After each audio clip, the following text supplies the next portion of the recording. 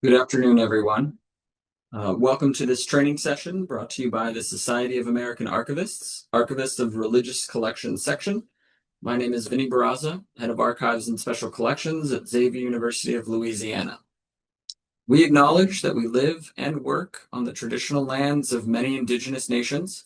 We know that indigenous peoples have suffered from historical and ongoing injustices and understand as an archival organization that we must work towards sharing historical truths and renew respectful relationships with the indigenous communities.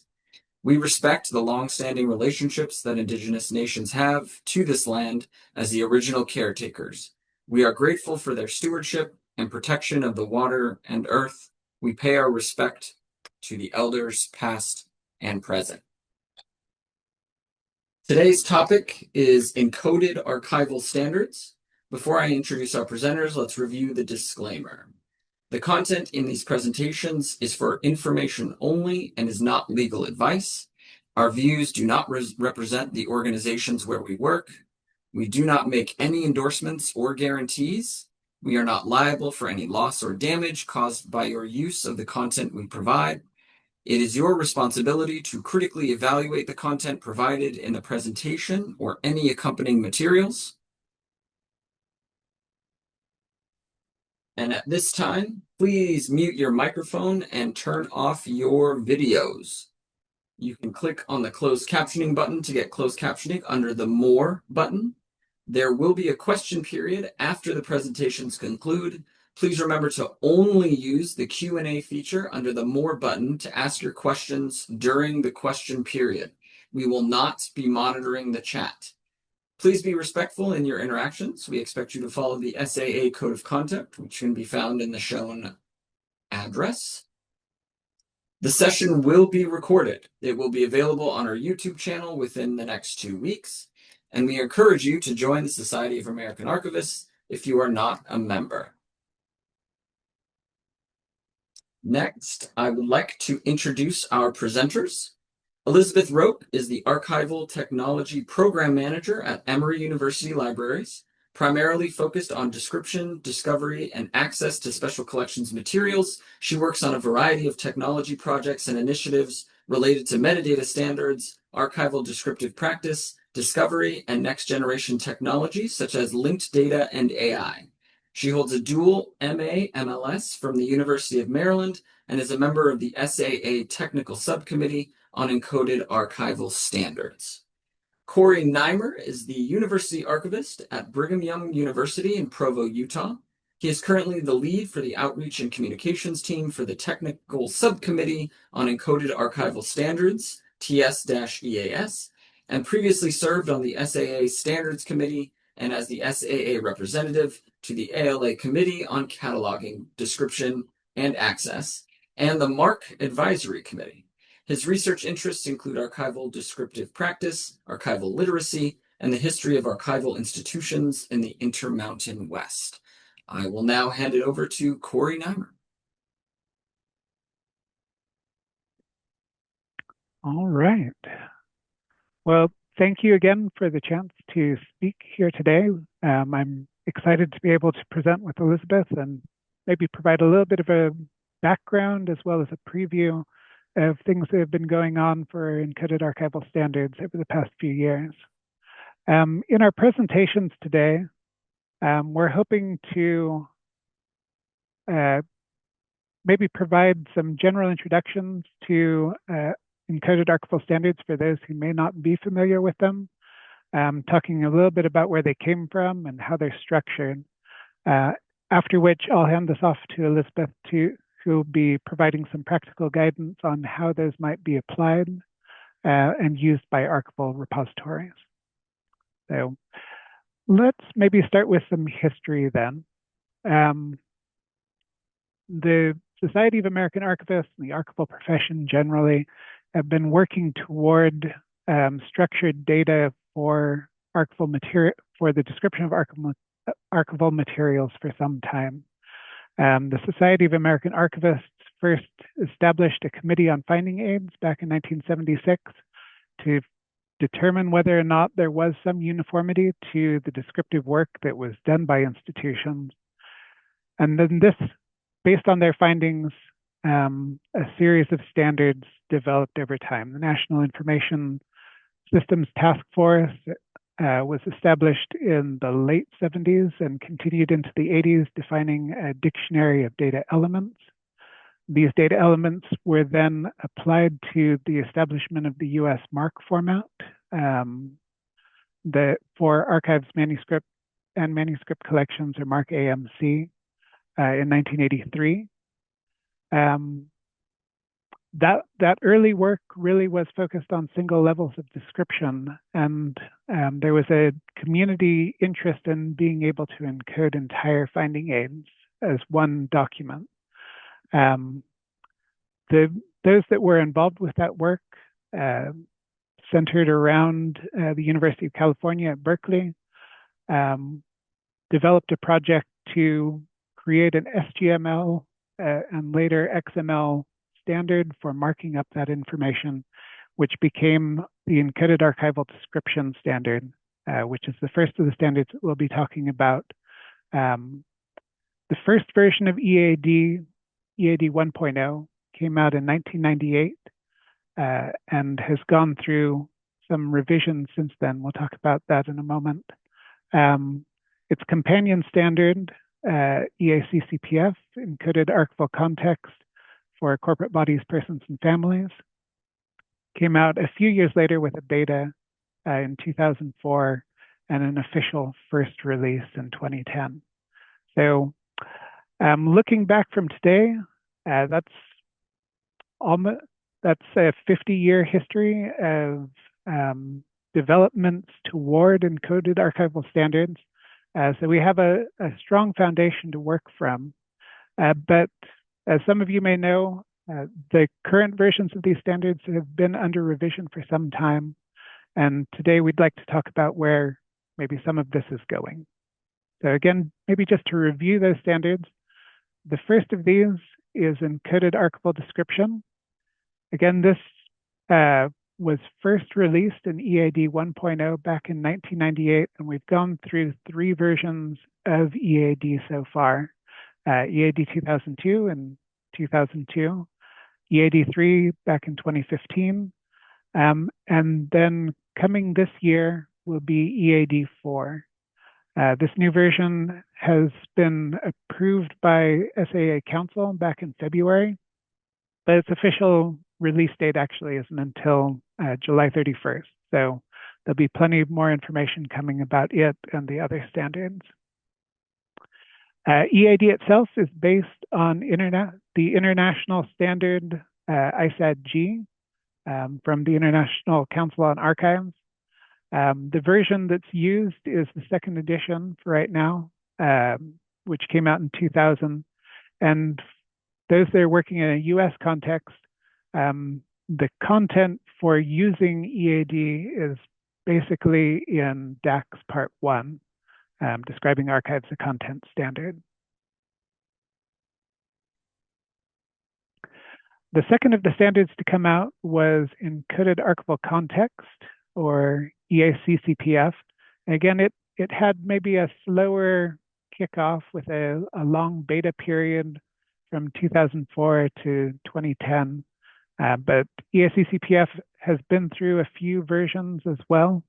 As part of this upcoming release later this year, EAC-CPF 3.0 will be coming out. So again, something to look forward to. EAC-CPF, as its name maybe suggests, is based on the International Standard Archival Authority Record for Corporate Bodies, Persons, and Families standard from the International Council on Archives. And the overall guidance, again, in a US context for entering that information or recording information for the standard is DACS Part 2.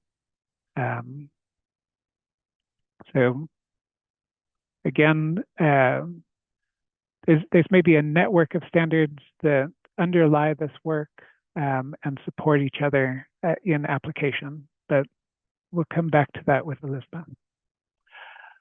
With the upcoming release, though, we do have a new standard. For those who've been involved with standards work for a while, you may be aware that this has been a long time coming. The Technical Subcommittee on Encoded Archival Standards and its predecessors had been working with interested community members on the development of an encoding standard for function information for some time. But with that approval back in February, we will see this released into the wild as EAC. I'm sorry, it says EAC-CPF. It's actually EAC-F 1.0, again, coming at the end of July. This standard, like the others, is based on an international standard from the International Council on Archives. This one, the International Standard for Describing Functions, which came out back in 2007. So again, there's been a conceptual model and an overall standard for this for some time, but we're just coming out with an encoding standard for marking up that information and being able to share it. In terms of content standards to go along with EAC-F, there currently isn't a good match for it in a US setting.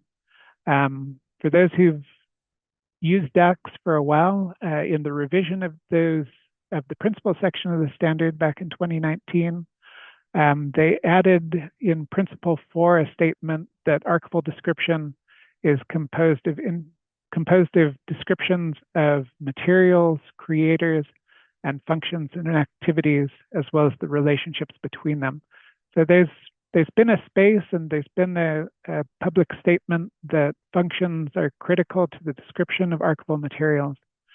But in terms of DACS, there isn't a section 3 on functions yet.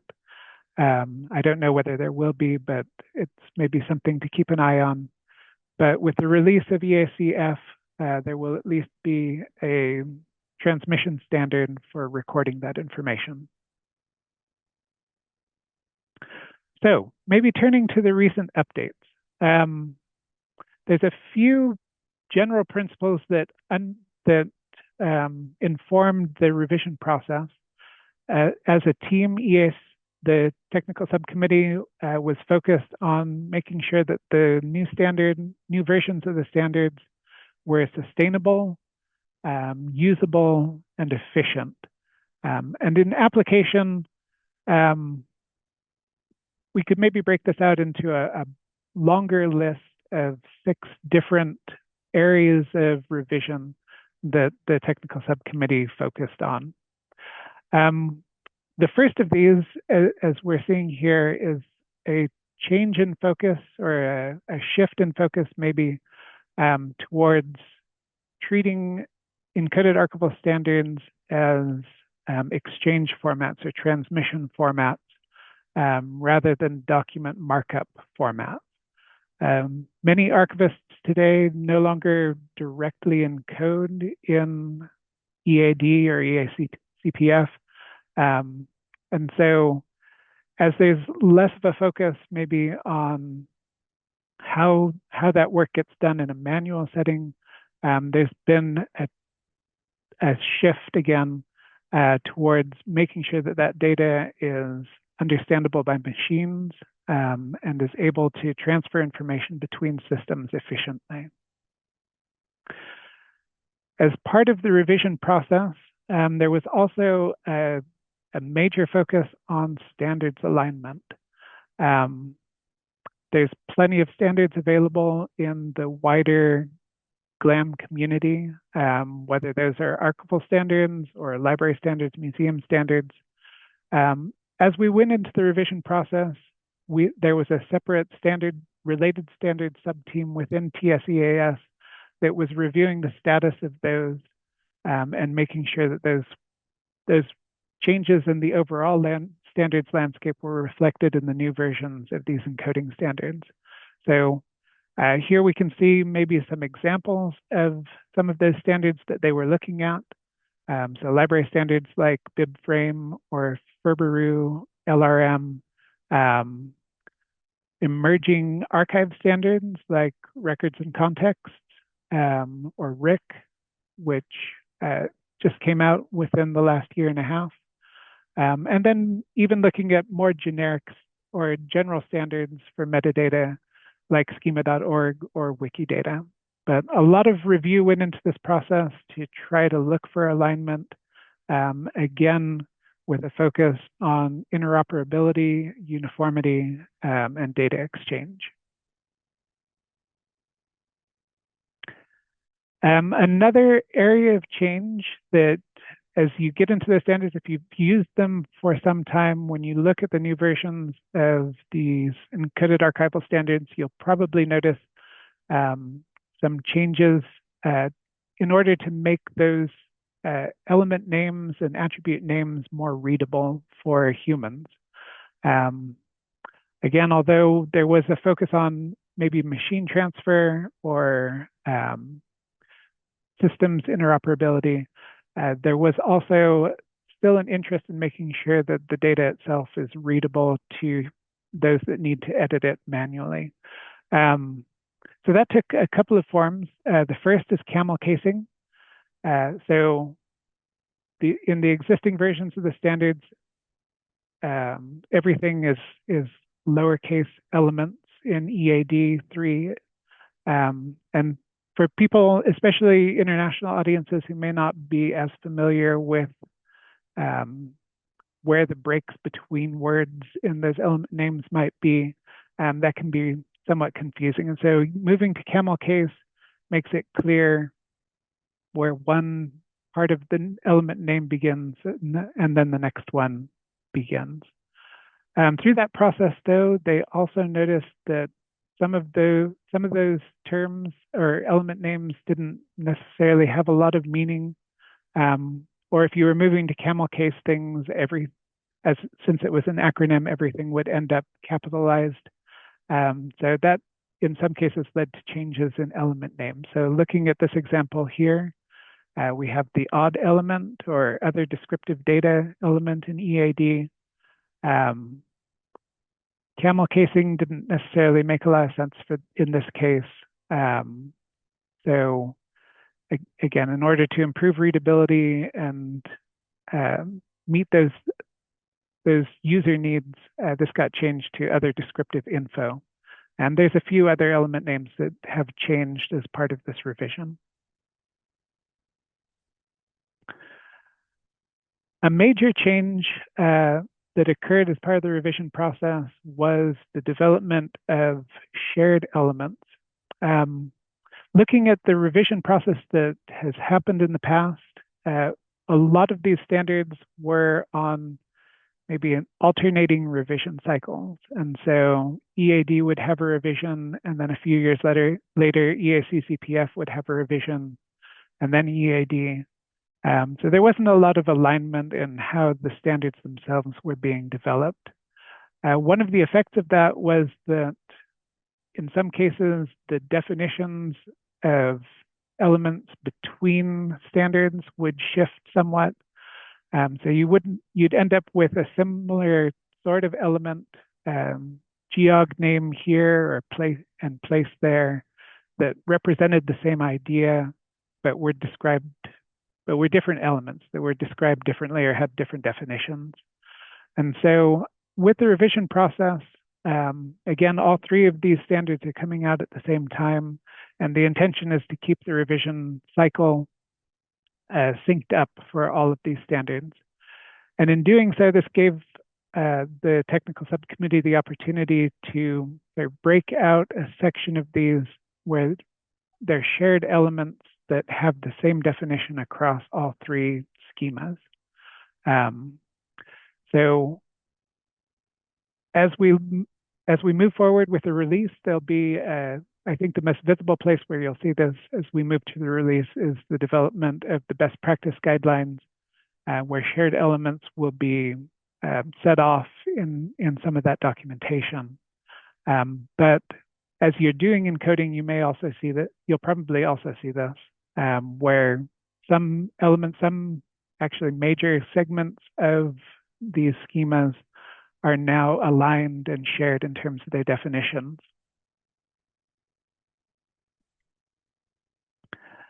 Another change that we can look forward to is updates to recording relationships.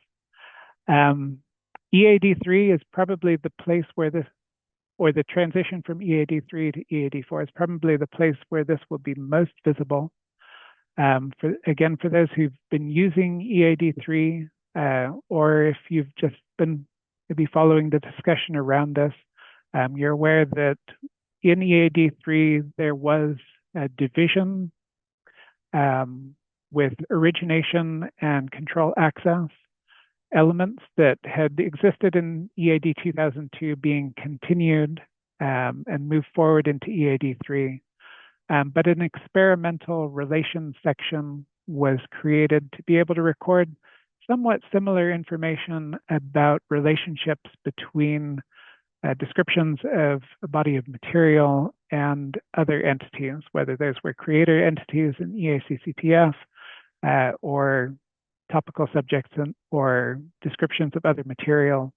But maybe a more linked data friendly approach to recording that relationship information that existed in parallel with the existing elements.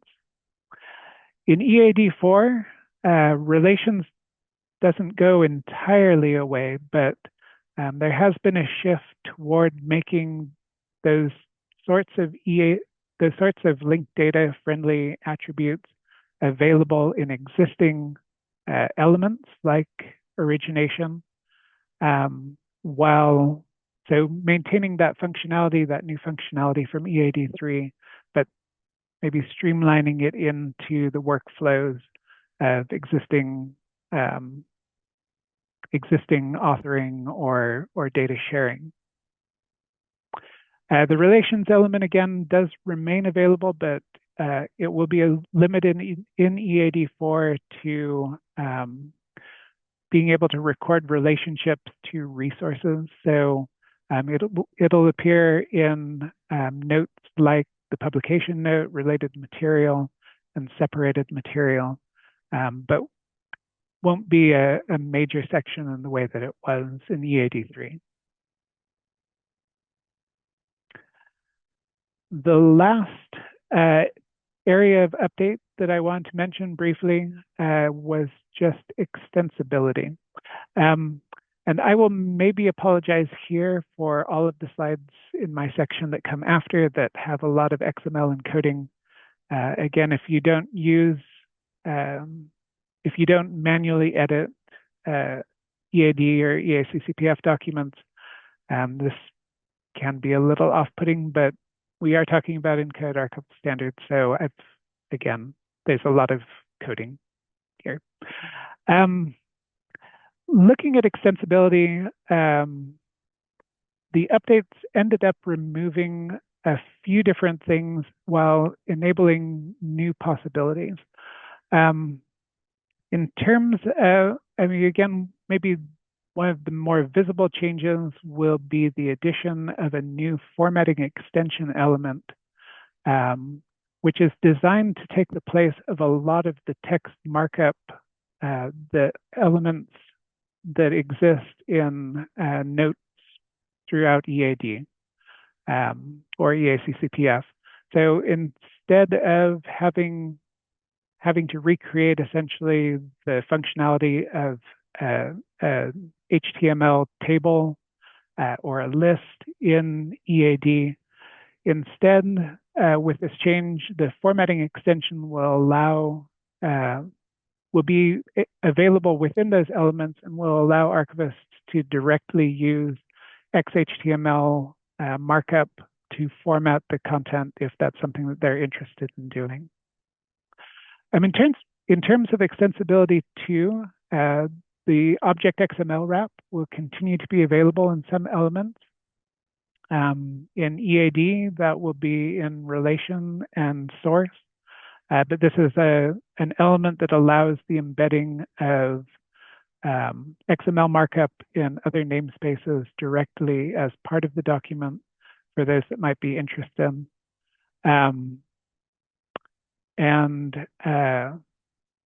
Another change is maybe the opening up of namespaces generally. So in EAD4 or EAC-CPF 3.0, you will have the opportunity to declare namespaces directly in that base or root element, and then be able to insert attributes from those as part of the EAD markup itself. So maybe one example that has been maybe popular in the community in the past has been the use of encoding analog attributes. In this case, with EAD4, encoding analog has been removed, but with this namespace functionality, you would have the opportunity to declare MarkXML as a namespace in the document and then directly insert those MarkXML tag attributes for those elements. So maybe a slightly different way of doing things, but with the idea of opening it up more broadly for including information from other namespaces. So looking at this example again, if you've been trying to figure out why it's on the screen, you'll see up in that EAD element, there's a namespace declaration for Mark 21. And then if you look down a little bit further to the unit title element, in the ArchDesk, you'll see a Mark 21 tag attribute linking out to or recording that as a 245 in the Mark format. So that's a quick overview of the changes and a background on where we have been. So maybe looking at some of this in action, and maybe just again as introduction, the structure of EAS documents generally, each of these standards breaks down into two main sections, or two main required sections. At the top of the documents within the overall root element is the control section. This is a wrapper element that holds administrative metadata elements about the instance. And then following that, there's another wrapper element that holds the content of the description. And those vary depending on which standard you're using. So for EAD4, it's ArchDesk. If you were doing EAC-CPF, it would be CPF description. And if you were working in EAC-F, then it would be a functions description element.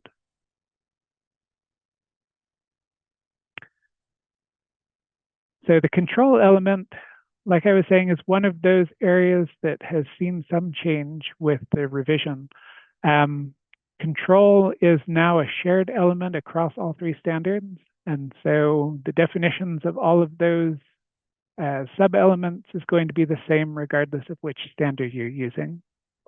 Some of the prominent sub-elements within this are listed here, but again, all of these are administrative metadata that record information about what this record is and how it was created, how it's been maintained over time.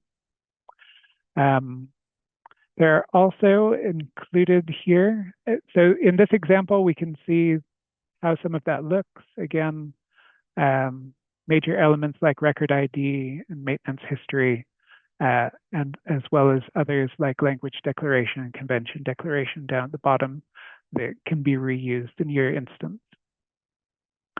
As part of the control element, in terms of attributes, it has a lot of information that some of which previously were separate elements within control, but have now been moved into the control element itself as attributes that can be recorded there. So some of this is just defining vocabularies that are being used, whether those are external vocabularies like the ISO standards, or others that are defined by the Encoded Archival. They're defined by the Technical Subcommittee on Encoded Archival Standards, and those lists will be available. Looking at those lower sections for each of these document types, looking at EAD here, for example, beyond the ArchDesk element, sorry, one other addition that we'll see in EAD4 is the recreation of publication of the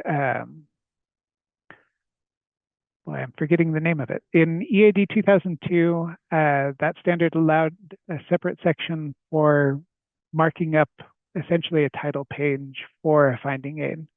In EAD3, that was not available as part of the control element, but EAD4 reintroduces that functionality and allows you to record what is now termed the find aid desk element for recording information. So again, this is more of a title page description if you were converting this to a PDF document, for example. Somewhat like what's in control, but not necessarily administrative metadata information about the publication of the description. So moving back again, looking at those different descriptive sections of the standards. In EAD, again, the main one is ArchDesk. This is an overall wrapper element that holds information about the materials themselves. It also will hold the description of subordinate components section or your inventory or your container list with all of those sub-elements as well. In terms of changes there, the thing that I wanted to point out here was the introduction of the forms available element. Based on the review of records and context, this is a new element that allows repositories, if they want, it's an optional element, but allows the opportunity to group different instantiations of material descriptions in one place within the record. So being able to record, as we can see here in the example, physical description information about an analog original as well as a digital derived surrogate or a digital surrogate of those materials. But again, opening up the possibility of recording information about originals, photocopies, microfiche, and digital surrogates all in one place in one description.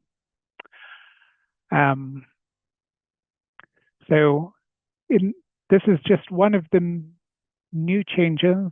Others to maybe be aware of are renaming of elements like control access to subject headings, the introduction of agents as a grouping area for what was previously origination, and then the addition of some other linking areas like functions and places.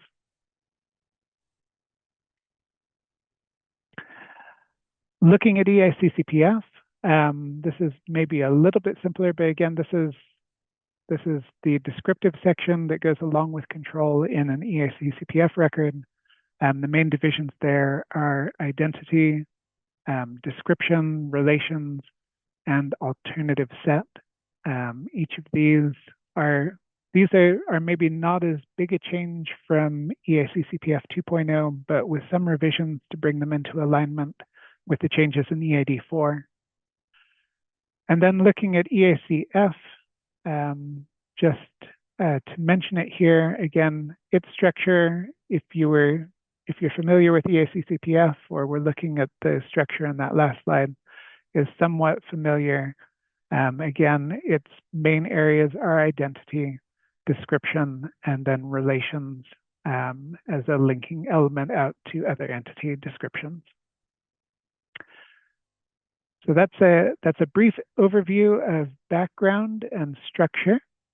I'm going to stop my share though and hand this off to Elizabeth to talk about how we might be able to use this in practice. Okay. So Corey gave a very wonderful detailed view of this. And I think my goal today, or at least what I want to achieve, is to kind of take a more broader lens on this and to think about some of the ways that those of us who may or may not be using XML can really look at this new revision and kind of think about how we can improve our own descriptive practice. So what I would like to do, my plan today, is to first explore the overall purpose of this newest release. So why is this new release coming when it is? We'll then look at how EAS standards appear in systems like ArchiveSpace. So many of us are using content management systems like ArchiveSpace and Atom. I want to look at how the standards show up in those systems. And then finally, I'll wrap up with a couple suggestions on how you might be able to implement the principles embedded in EAS, even if you're not implementing the standard as a whole. Before I begin, I just want to give one caveat that I do come from an institution. I come from Emory University, and I am based here in the United States. I'm in Georgia, actually. So as of such, a lot of what I'm going to talk about focuses on a US rather than an international context. But a lot of what I have to say certainly can apply to other content management systems, other sorts of ways of describing. So just wanted to make that clear before I begin. So as Corey mentioned, one of the fundamental principles of archival description, as in DACS, is the statement at the top of the slide. So this is principle number 4 that he was talking about. So records, agents, activities, and the relationships between them are the 4 fundamental concepts that constitute archival description. DACS is a content standard. So that means it defines what types of information archivists should be recording, but it does not tell us how to do this. If you were to look at DACS, it has a whole bunch of rules, but it doesn't tell you what that should be. So for instance, if we look at the first part of this guideline, records must be described in aggregate and may be described in parts. But what does this actually mean? Does this mean different documents? Does this mean different paragraphs on the same piece of paper? You know, what does that mean? And the EAS standards, so the archival, all the EAD suite of standards, were created to build some kind of consensus in the archival community around how to implement the requirements set out by standards, content standards like DACS, like the ones that come to us from ICA. These structural standards, which EAD, EAC-CPF, EAC-F, are a set of data structured standards for preserving both the hierarchy and structuring the content of archival description. And if you look at this table here, each of the DACS principles that we have in that principle number 4 map neatly to a supporting encoded archival standards standard. So EAD, EAC-CPF, and our newer EAF standard. And elements within each of these standards, so in all 3 of those, have identifiers and relationship elements that will allow us to connect the standards to each other. So I've already mentioned one of the benefits of having encoding standards, which is the first one that I have on the slide, consistency. But I do want to mention a couple of others, sort of answering the why we bother to do this question. Another one is interoperability. So as we enter this global environment, more and more our systems are exchanging information with each other, and we want to be sure that we have information that can talk to each other. I want to be able, from Georgia, to share my collections with users at Corey's institution in Utah. I want to be able to share with my colleague in Sweden. These encoding standards help us do that. Another aspect is longevity, especially with archival collections where we're really trying to preserve the past, not just for the present, but also for our future users and our future selves. Using standards such as this helps us make sure that the information remains usable. It is in syntaxes and in structure that we can continue to understand as our systems change, as we need to migrate to new systems. Discovery, of course, is an essential element of everything that we do. As Dax says, if we're not doing this for users, why are we doing it? So the way that structural standards work, it can help improve our discovery. And then the final thing that I want to mention is that standards are really about codifying. It's about putting in some kind of document what our standards are. What does it mean to describe within the archival community? How do we agree on those things? How do we agree on what to describe, what not to describe? How do we agree what that looks like? And so I think encoding standards and other standards as well, some of the value of these is that it really represents a whole bunch of thought from across the community of how we want to represent ourselves and how we see our own professional practice. And I'll also just say as a side note, sometimes the conversations to create these standards that we have within TSA EAS, within the DACS community, are just as important as the standards that we come out with, because it really helps us learn a lot more about what it is that we do. So to go back to the Encoded Archival standards specifically, with this new revision, more so than they have been in the past, I think these standards were really trying to make a nod, or trying to nod towards the idea that they are a set of interconnected standards. It's not one standard to do everything. And here's a diagram that sort of represents that.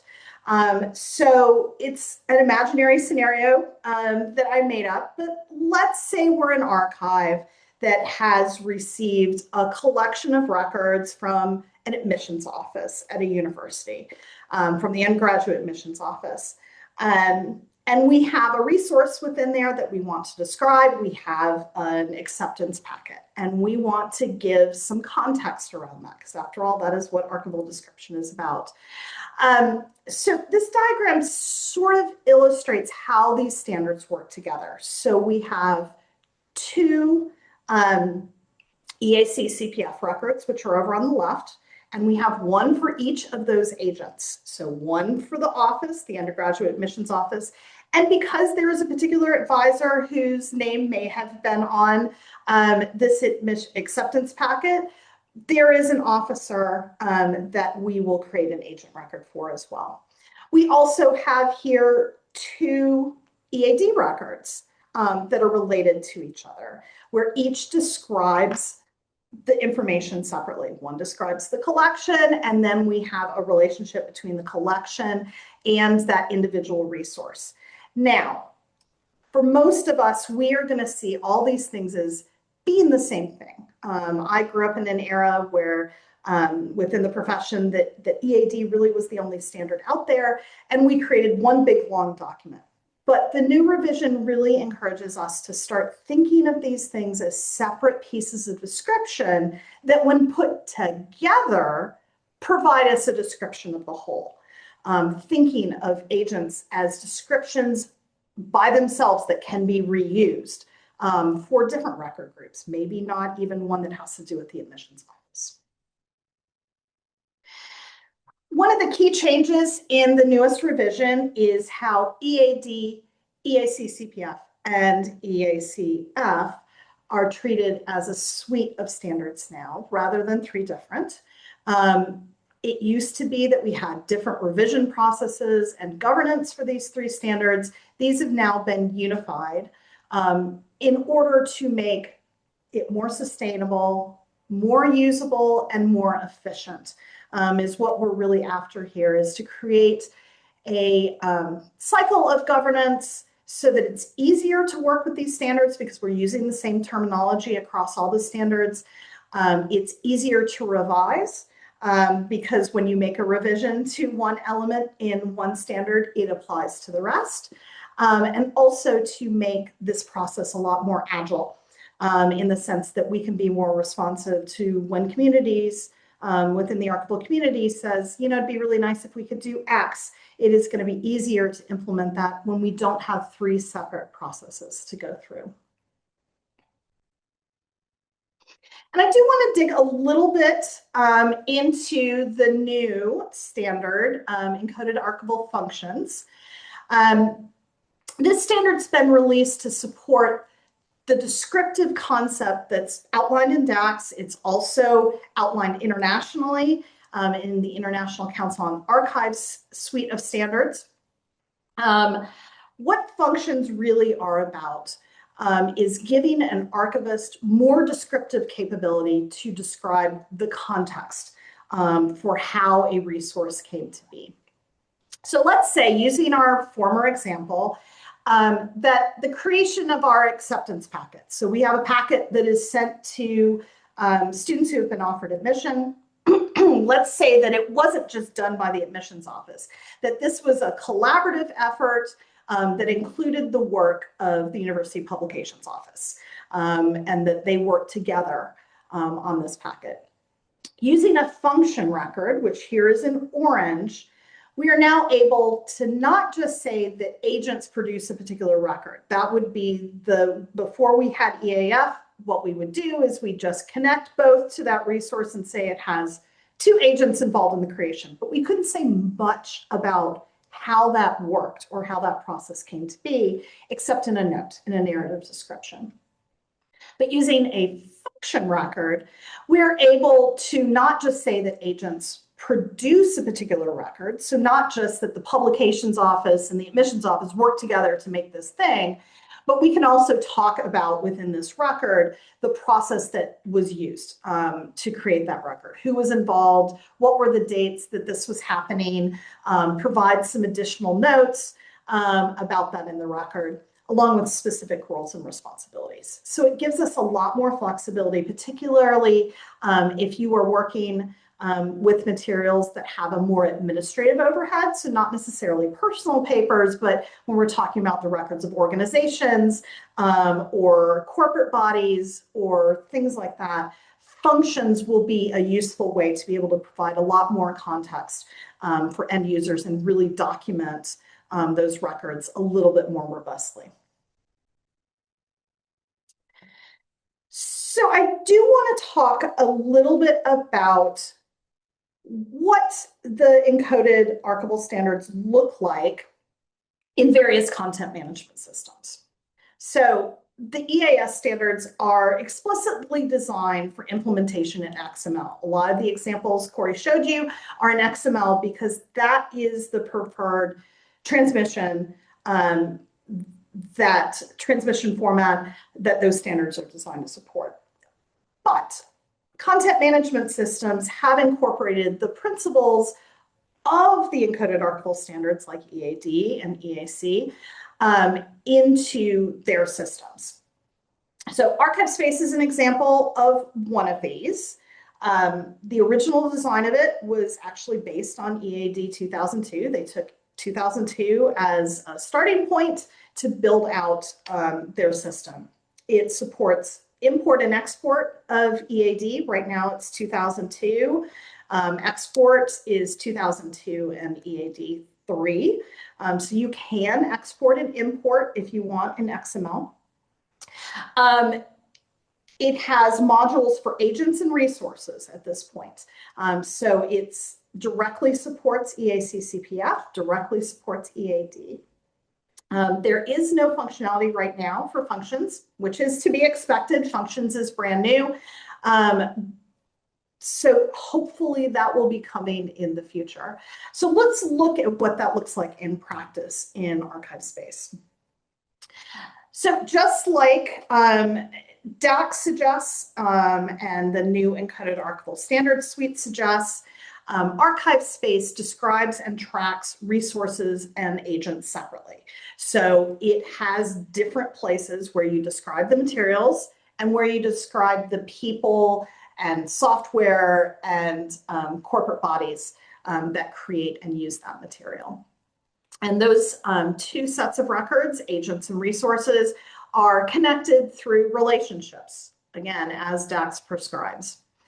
Right now, it's not incredibly robust if you want to do this. So to make a resource relationship to an agent, you only have three choices. You can say the agent either created it, so it's a creator, it's the source of the materials, or it's the subject. You can't, there aren't more complicated relationships. I hope to see this expand in future releases, but right now this is the set that we have to work with. You can also make agent-to-agent relationships within archive space. That is a lot more robust because it is embedded within the EAC-CPF standard. You can see some of those here with family relationships, parent-child, temporal relationship, hierarchical relationships. There's quite a list. So it's fairly functional here. You can also make resource-to-resource relationships. So it is primarily based upon hierarchical relationships, thinking of how a traditional finding aid works, where you have a collection that has series, that has objects within it. Ideally, there would be other relationships that we could declare. The new Encoded Archival Standards suite has those. And again, hopefully archive space will have this at some point. Right now, you can make additional relationships if these do not fit your needs, if you do not have hierarchical ones. You can use a textual note, but that probably isn't so great for when a machine needs to process your information. And as I mentioned, functions are largely missing from archive space. Right now, the most you can do is add a subject heading that classifies it as a functional type of subject heading to indicate a particular function. But again, you can't say anything about it, like in the earlier example where we were trying to say something about the function. That's not a capability that currently exists within archive space. Some other implementations where you can see Encoded Archival Standards, the suite, in action. One of those is ATOM, and I know there are some people from Canada on this call that may be using this system. ATOM is based largely on the International Council on Archives suite. So that includes EAC-CPF, ISAD-G, ISDAH, which is for repository description, and ISDF, which is for functions. Again, supported import import-export matches much of archive space with EAD 2002 and EAC-CPF. But one thing that is interesting to note about ATOM is it does have a module for functions. This is something that is deliberately incorporated. And as TSEAS looked at creating a new function standard, this actually was one of the systems that we looked at to see examples of how people were using functions. Finally, I want to mention SNAC. So SNAC is a US-based project out of the University of Virginia, is where it started. And this really was designed as directly to be able to support creation of EAC-CPF compliant records. So it's a user interface, but it's heavily based, mostly based. It's an editor interface to be able to create those records. So as expected, you can export EAC-CPF records. The import of this is mostly EAD files that are then transformed into EAC-CPF. You can also edit directly in the interface.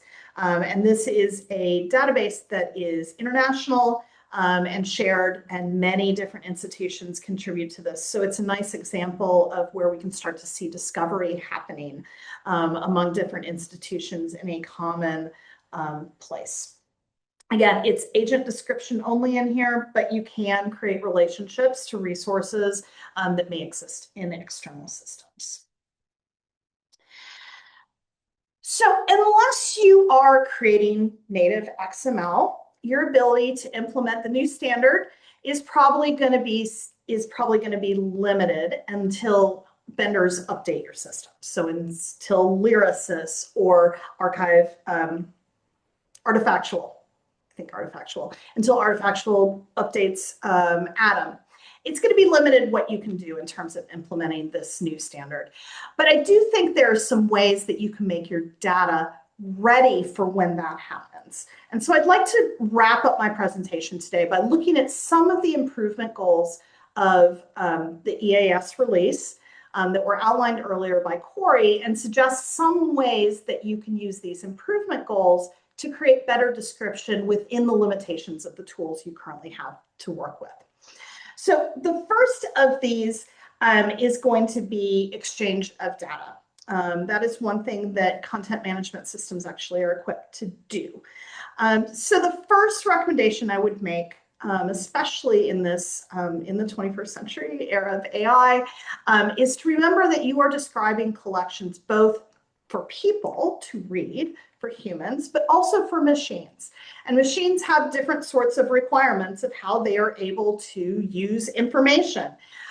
They prefer identifiers rather than textual descriptions. They prefer you to go and look up my name in NACO in the Library of Congress instead of just providing my name.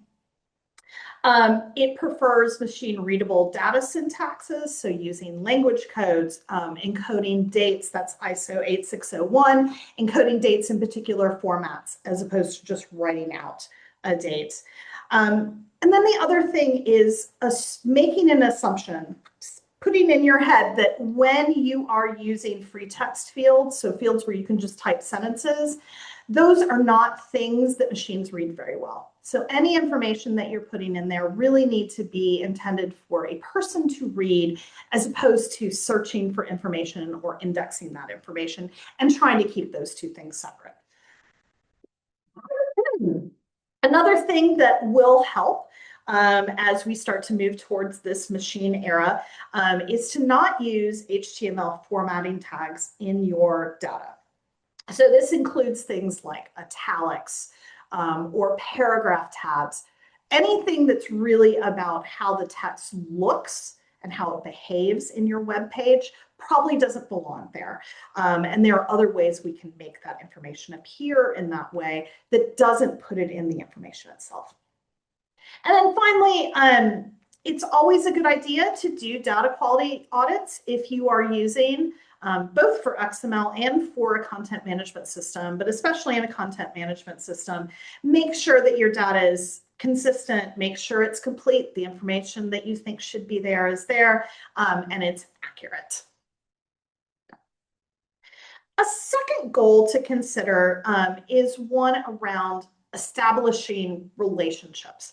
One of the big innovations that I've kind of been harping on here is how the new standard really is trying to take a collection and piece it apart into its important components. So thinking about agents by themselves as something that needs to be described, not necessarily within the context of a collection, but on their own. So the more you can start thinking that way and describing each separately, the more your information will be able to be reused, remixed, reprocessed. It's also important when you can to connect to external agents and resources and functions where appropriate. It will help expand your discoverability. This is the linked data concept that Corey mentioned, where we really want our data to be able to talk to each other. And the only way we can do that is to start connecting our information. And this is something that ArchiveSpace and Atom will let you do. It will let you create relationships and cross-references to things both within your institution and without. And the final thing that I want to mention is extensibility. So this is the idea that information that you create should be able to be reused, not just within your own institution, but by others out in the field. So for instance, we have the papers of Ted Hughes. Wouldn't it be nice that we write that bio note and that agent record once, and everybody can use that agent record for their own collections that may relate to Ted Hughes? This, of course, is the idea behind STAC and how that project originally started. Some of the ways that it makes this work easier is minting unique identifiers that can be referenced and cited in other places. Consider adding a license to your metadata, explicitly saying that it can be reused and what conditions it can be reused under. There's an element, particularly in archive space, that allows you to record this information. Consider using national and international controlled authorities and vocabularies over ones that you have within your institution. The more we can all use Library of Congress subject headings or use international name databases like VIAF or Wikidata, the more we're going to be able to connect our collections together, which relates to the final is that's kind of the end goal, is to connect local data to other resources such as Wikidata, Library of Congress Name Authority File, SNAC, and there's a whole bunch of others out there.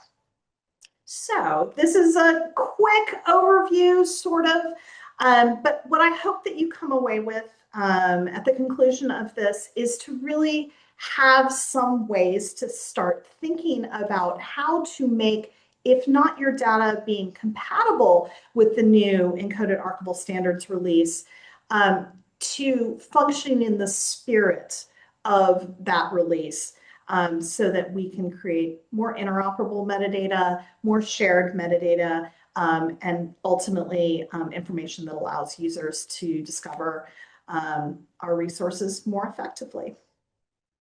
So, any questions? With that, I will stop sharing and see if there's any questions in the chat. And our email addresses are also here. I know Corey and I are both happy to answer questions that way as well.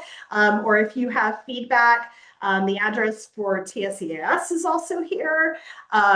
So would be happy to hear any of that. Okay. Thank you both so much. We've actually got 2 questions in the Q&A. Well, 3 now, actually. But so the first one is, will the camel case change be required in EAD4, or will all lowercase still work?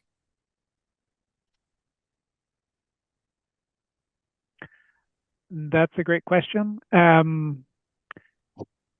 As the schema is written, it is moving to camel case. So as part of the packet that comes out, I know with previous versions, there have been style sheets available to transform your data and make those updates for you. I assume something like that will be available. Like Elizabeth was saying, though, too, if you're working in a collection management system, it's really just a matter of serialization of the data. And so if you're working, again, in that sort of context, you may not even necessarily see that camel casing has gone into effect once an EAD4 export is available. But yeah, if you are hand coding, it's just something to be aware of, that a lot of those will be moving to camel case. And the follow-up, Miss Gage did say she is working in XML. Okay. Yeah, so if you are working directly in XML, it'll be something that will need to change. I mean, as part of your update process, moving, as part of the migration, using a style sheet or some other sort of bulk transformation, hopefully that will change your existing XML to those new element names, whether it's the camel casing or it's the replacement element names. Some of it will be a little more complex, but there'll be, again, more information as we move toward a release on what those tools will look like to be able to help institutions that are making that transition. Yeah, and I'll just quickly add that I think the hope of the committee was for this to make everybody's lives easier, to be able to understand some of these elements. I used to teach a metadata class with EAD, and students really struggled with some of the abbreviations that we had, and the hope here is to make a lot of that more readable, especially for people who are new to these standards. The next question, looking towards the future, RIC is supposed to replace all the foundational international standards that are used for EAS. How do you see the EAS changing to reflect this? So I would push back on that a little bit. RIC is intended to replace the International Council on Archives standards is what it is intended to replace. At this point, Records and Contexts has a conceptual standard, which much like we have with much like what we have with DACS, it needs serializations that exist around that. So ways to be able to express that information in a more structural standard. The RIC community has released an ontology. It does have a version of that. And you probably have seen, if you're asking this question, seen a lot of experiments where people are starting to think through what it means to use that ontology. But that does not necessarily mean that the encoded archival standards in XML are going anywhere. Because again, that is a serialization. It's another way to be able to express information that's embedded in records and context. So I think in future versions, as we start to think about that within TSEAS, the next version certainly will start thinking through how we harmonize those two, how we, what changes would need to be made in EAD and EAC and EAF to be able to map neatly onto some of those content guidelines that are embedded within records and contexts. But we are nowhere close to saying that's the end of encoded archival standards. We don't need them anymore. But certainly there will be a lot of thought. I will also add that in the work that that in the committees have done with this, there is a lot of things that are exactly the same. We all care about agents. We all care about records. We all care about functions. We all care about relationships. In some ways, the new standards are really just a rethought of that, more so than a complete overhaul. Corey, is there anything you want to add to that? No, I'd agree with that. And maybe just looking historically, as you look at the history of the development of these standards, one of those first ones that was created was MARC, or recording information about archival materials. We developed EAD, but lots of institutions still use MARC to be able to describe their collections. So just because there's different ways of encoding or transmitting that information, it doesn't mean that one's necessarily going to replace the other. But good question, and something to follow. Absolutely something to follow. The next question. I'm relatively new to the suite of standards, so I'm sorry if this is too simple. Are agents designed to be used for content that might be stored as subjects, such as a painting of George Washington and his identified staff? So the short answer to that is yes. It's really just a different role for that person. The question that I would have then for you is, how much do you want to say about George Washington? You know, how important is that to your users? You certainly could maintain full agent records for subjects and for creators.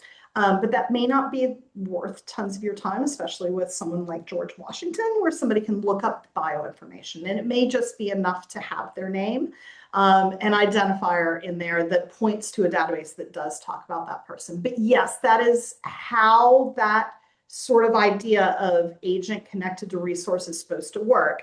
Anybody, any person, any machine, any corporate body, any family that falls under that would be described separately from the painting itself. And then it would reference the agent there. The next question. I have a collection of documents produced by unknown creators, censored due to sensitive subjects. There are some cases where there are siblings and duplicate documents. Would ArchiveSpace be the best option to support that and identify those relationships while waiting for the new changes?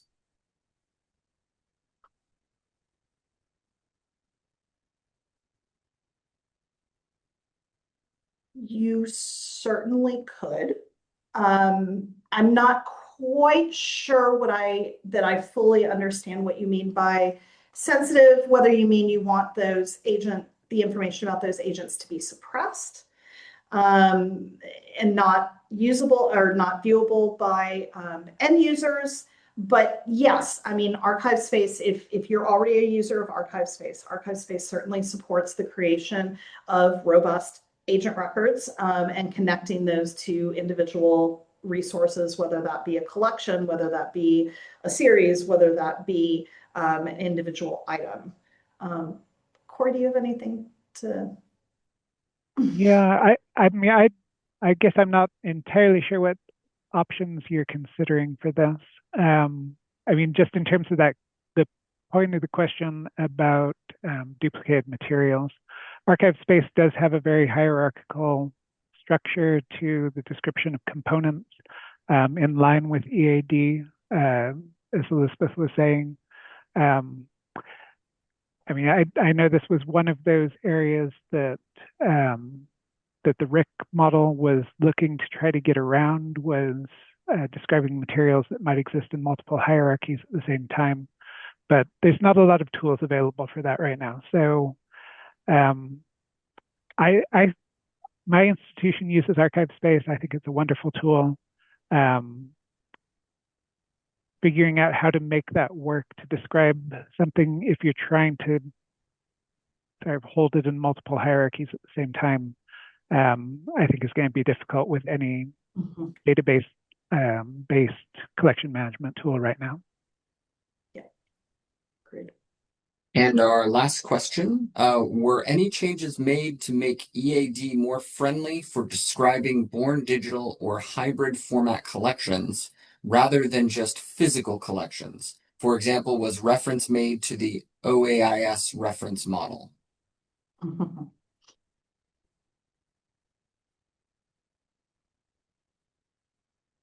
Corey, do you remember? I think I'm going to punt and say I'd have to look, but Yeah, I was not on the related standards team, so I'm not sure how closely they looked at that. yeah, but we certainly can send that question to them, and get an answer for you or for this group. That's certainly something we're happy to do.